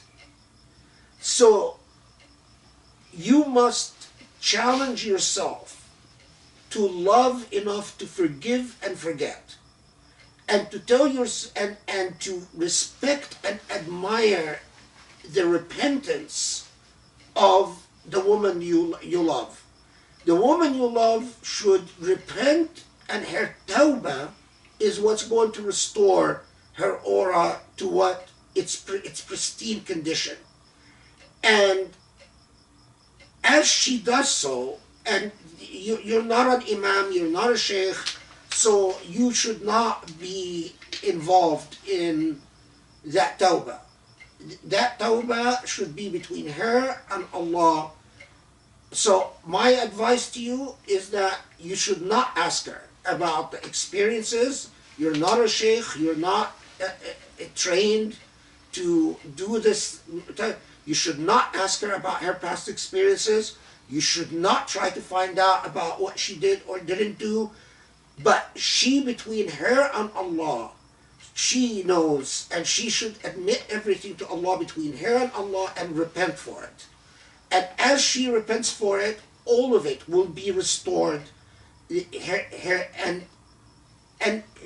this is a great blessing. It's a great opportunity for a great amount of blessings for you and her. For you for forgiving and forgetting, and for her repentance. And it's like instead of seeing it as a deficiency or a defect, see it as a gift that Allah has given you for you to earn great favor, for both of you to grow in Allah's path and to heal, because sin is like damage to it's like cutting the body. The body heals, but sometimes there are scars, and these scars can be forgotten and through the divine healing. So yeah, I just, do not go looking. If you go looking for demons, they will haunt you. So do not ask intrusive questions about what happened or what took place, as long as you know that she has repented, and the more she works on her repentance, the healthier your relationship will be, and you will see for yourself. No one will need to tell you. You will feel it. You will know it. In relation to that, when a couple wants to get married, and let's say each partner has sinned, less in such a disparity, do you advise that people share what they've done or not share? Is that something that I mean, what I advise is repentance. There is, when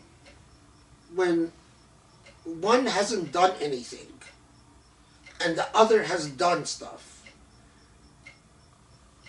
out of the obligation of honesty, the person who's done things must disclose to the person who hasn't done things, so that the person who hasn't done things can, this is an obligation of honesty and disclosure. Then it is up to them to say whether this is a relationship they want to be in or not. If both have done things, then I would not advise. I think it's enough that they both admit that they need repentance, they need tawbah, but going into the details, it will be very damaging, because they're not trained to help anyone along in their tawbah. And does it is not a critical disclosure to say I've been with one as opposed to 3 partners. But if someone has been with 50 partners or 30 partners, then that might be something that needs disclosure, so that the other person can, then it's upon them whether they want to forgive or not. But it's part of the honesty in a relationship. So it is enough that the other person knows that you're not the first partner, and that they're not a virgin, man or woman, without getting into, because the details can cause hurt, and hurt that doesn't heal. When you start getting into graphic details, then it's just inflicting of emotional scarring needlessly. And I think it's, and I know especially men, unfortunately. I mean, I've had situations where, men will just say things like, oh, I want to, I don't know how to talk about the stuff I've been through without getting very graphic. Anyway, they start getting obsessed about like stuff that just is very unhealthy. And there's just... Quick question regarding this particular topic. I kind of listened from one shaykh that says that by disclosing or saying that I haven't been a practicing Muslim all the time, and that should be sufficient to disclose that. Meaning that I used to be like just a secular Muslim or cultural Muslim. I mean, of course, I don't believe so. I believe that there is disagreement of opinion about this, whether virginity is a material term of disclosure. I believe it is. I believe that I respect a person who can forgive, but I believe that it is a material term. And most jurists say that. Material term meaning that it's something that you have to disclose. Did you have previous experience or not? Now, of course, if you're marrying someone who can read auras, maybe not. Maybe you don't need to tell them. Maybe they'll tell you. You know. But most people, I mean, that's not the case. So, no disclosure. And man or woman, I mean, in fact, what is really interesting to me is that I found more problems with women, virgin women, marrying men who are experienced, because then the poor women, their men, because they're experienced, and the way they figure out their experience is because they're demanding things out of them in bed that never occurred to them. Because, you know, they don't have it, they never occurred to them. And they're dissatisfied in bed because they have expectations that these poor women can't meet. And of course, and then I really think, you know, it's no, the men should have disclosed this, should have from the very beginning told the women before marriage, you know, you must know I've been with other women. Or is it possible that that's from the more, like, the prevalence of pornography now? Can talk about That's a good point. Yeah, I mean, pornography definitely creates very unrealistic expectations. And especially, you know, and I don't know, other than to say just don't watch pornography, because there will be unrealistic expectations. You know, everything that you see on the screen, it's very much like the Rambo type of phenomena. I don't know if people still know who Rambo is. Wrestling? No. You know the muscular heroic shooting. You know, the guy who kills 200 people and doesn't get a scratch. Pure masculinity. Yeah, sexuality on the screen is the same thing.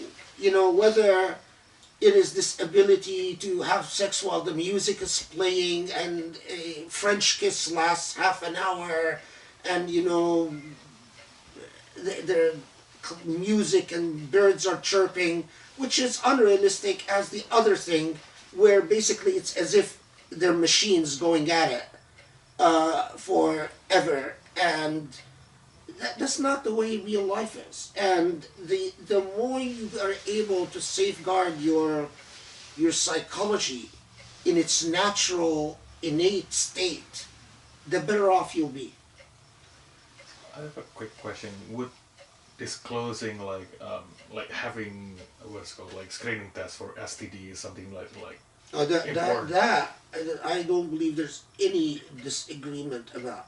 All jurists agree, and I agree, that has to be disclosed. So, That what has to be disclosed? STDs. Okay, and someone asked, like, should you be tested before marriage? If you have had sexual relations, absolutely, get tested. Unfortunately, I know too many people who've got tested and discovered that not necessarily just AIDS, but all types of STDs, and they were in the unfortunate possession of having to disclose it to their, but it is their Islamic duty. You cannot, in fact, some jurists consider it a form of assault to have an STD, or to have reason to believe that you have an STD and to simply inflict it upon another. As Muslims, we have an added obligation to protect others from any type of harm that we have. Let me ask this question. How do we teach healthy sexual relationships to our kids when everything is said to be haram or too racy to speak about?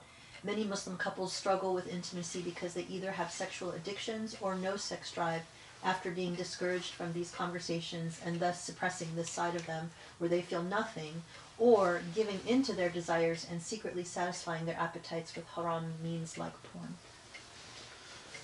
Yeah. Listen,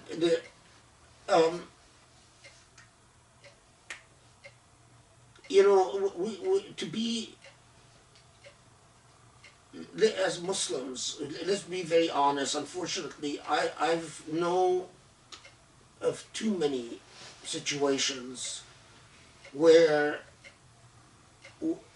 usually it's women who have complained that their husbands watch porn and masturbate and are not interested in sexual relations because they find porn and masturbation far more satisfying. So one thing I want to say is that men, especially men, not exclusively, but most of the time men, please recognize that pornography could be a serious addiction, and especially that pattern of pornography and masturbation could become a serious addiction that would need medical attention to actually treat.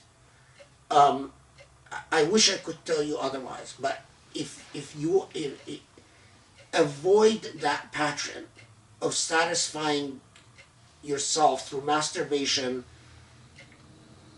because of how many people have actually ended up in a situation where they need counseling to reverse that process, where they are no longer aroused by anything that can be engaged in with their wife, but their world of arousal and eroticism is entirely in their mind.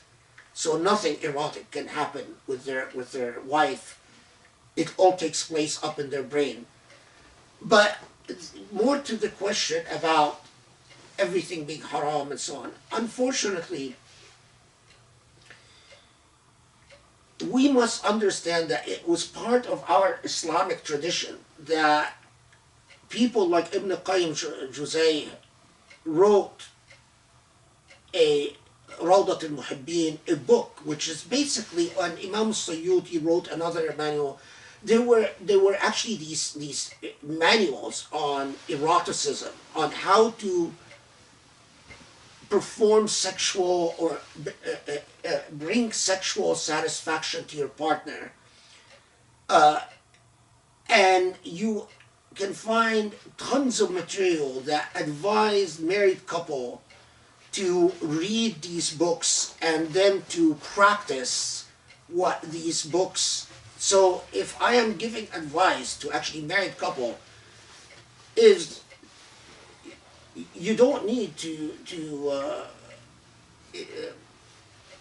you know, there's nothing wrong with getting books that teach you.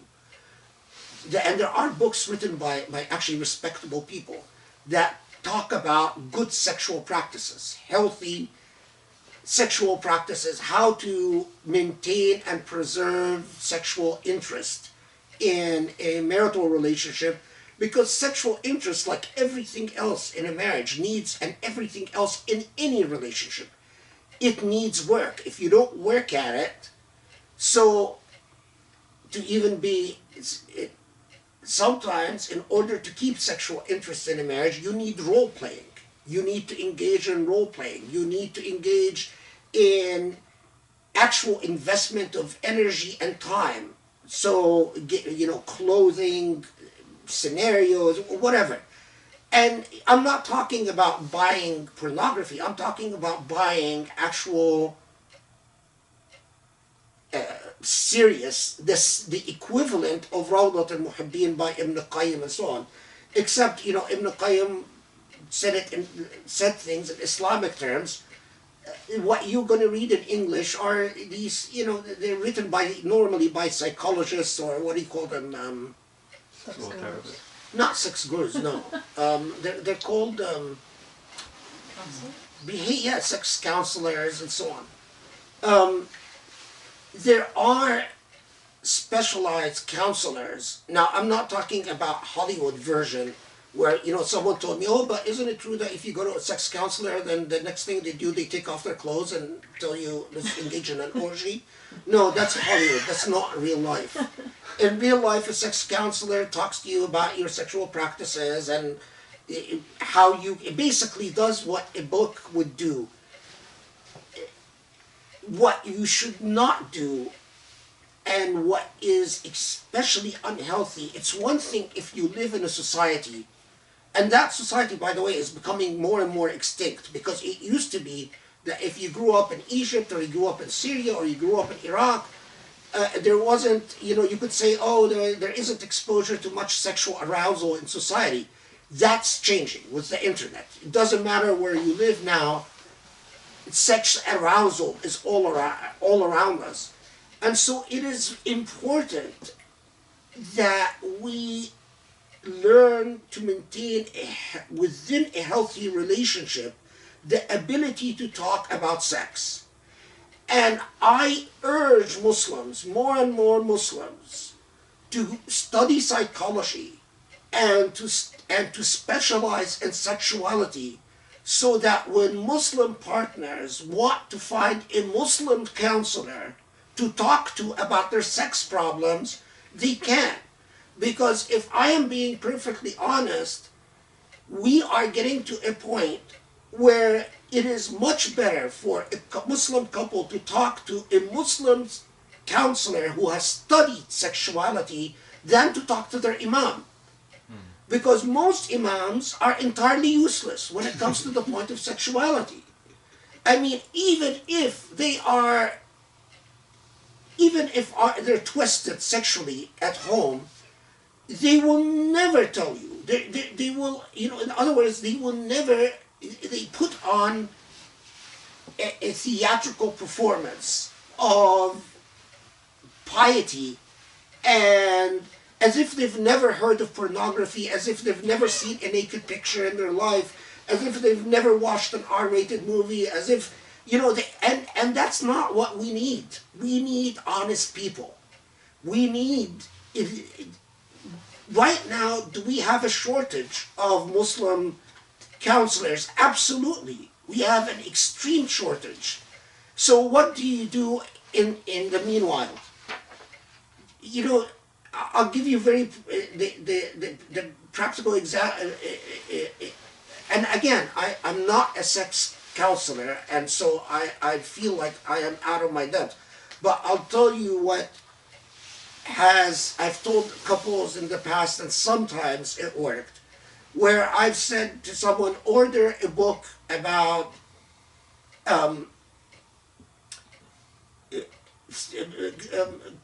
couples and basically keeping your sexual life interesting from Amazon or from whatever, and then, you know, start talking to your partner about it. Say, oh, I'm reading this book, and, you know, and encourage them to read it, and then try out some of the things that, you know, so at the most basic level, like having a date night, or, you know, where you actually get dressed up instead of just, you know, everything being about the kids, and, you know, both of you smelling like your kids, and, you know, of course, if both of you smell like your kids, it's no wonder that you're sort of going to be turned off, and then you can't complain about not having an interesting. So, and these books will tell you things that but of course, a lot of people have, you know, come back and said, oh, I tried to talk to her, or I tried to talk to him about the book, and they didn't want to listen. And that, you know, then you need to find a counselor, a professional, and preferably a Muslim, because if they don't want to listen, you know, is the solution to divorce him? Divorce is very, very, very serious matter, and especially if children are involved. And sometimes, yes, I do believe in sacrificing for the sake of the children, because divorce has a huge impact on the children. If you don't have children, sexual incompatibility could be grounds for divorce. If you have children, I'm often very reluctant before I say, yes, sexual incompatibility is sufficient grounds for divorce. But remember that sexual incompatibility could be grounds for divorce. So I encourage married partners to work hard. You know, preserving an interesting sexual life doesn't just come automatically. It's not a matter of right. It's something that you have to work at. It's like, you know, staying fit or remaining healthy. If you don't exercise, don't complain that you got a heart attack. And sexual boredom is like a heart attack. If you haven't worked at it, so you got it. And you've got to work at it. I mean, and that's not the way we're raised, but that's the way reality is. And along those lines, okay, I'm going to add a few questions. After that question, I just need you, Okay, sure. And then we should probably close up soon because it's already late. Are there any sexual acts that are impermissible even in marriage? And then to dispel some of these things, I know what your answer is, but when people say, oh, I once heard that hellfire will be full of women because they refuse their husband's sexual advances, is that true? What's the punishment, especially if it's a sexual disorder?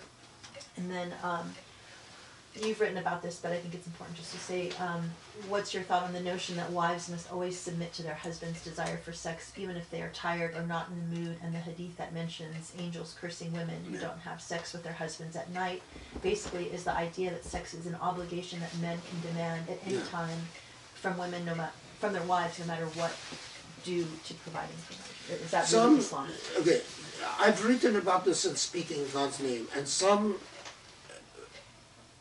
people want to convince you that this hadith that says that if a man calls his wife to sex, basically, and she refuses him, the angels curse her until sunrise. I've written about this hadith. This hadith is an entire fabrication. There's no basis for it. And anyway, and I know that a lot of men go around saying, "Sahih, sahih." I've discussed that in Speaking in God's Name. Sex is not an obligation. And in the same way that sex should never be a chore. You should never, because if you engage in sex, even if you don't want to, you're going to become resentful and bitter. And your resentment and bitterness is going to come out in other ways. And that's going to damage the relationship and further cause. So that is clear. There was something they raised before. Oh, that. is there anything impermissible, any act that's impermissible in marriage, even in marriage?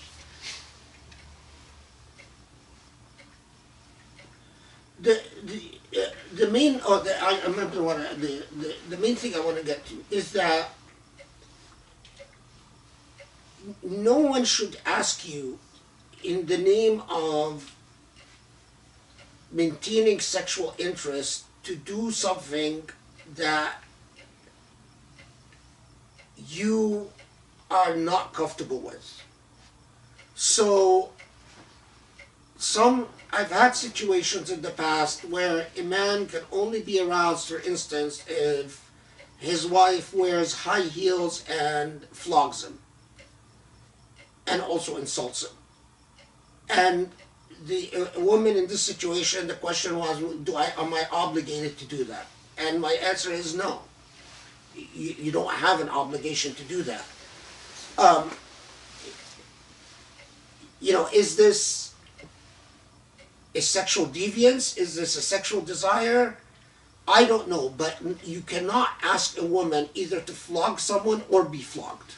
That is not within the realm of, I've had in the past men who are only aroused if they hit their wife, and wives that come in and say, You know, he wants to, what do you call it? When you, S&M or something? no, like Spank? Spank. He wants to spank me. Do I have to submit to spanking? No. There is, it is clear that inflicting of pain or suffering pain is never something that you are obligated to do. Now, I've had a situation once where a couple came in and said, we enjoy spanking.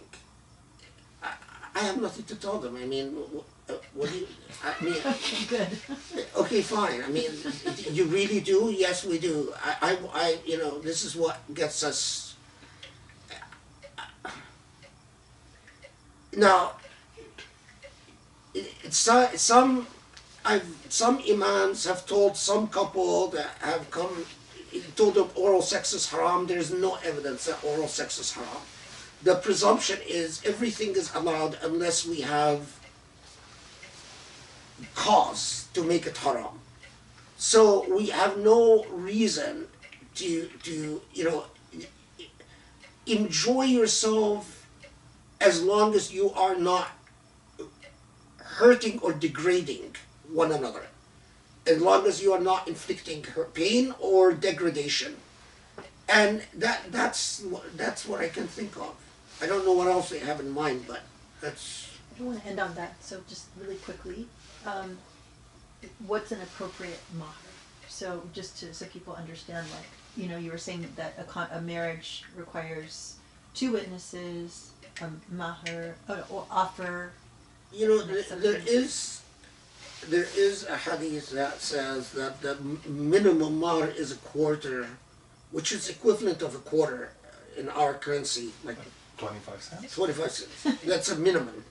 But is there an appropriate mahr? There isn't. I mean, I think a mahr is something that it should be decided entirely by a woman. And when a relationship is based on love, I often found women saying, I want a mahr to be a Quran or something symbolic.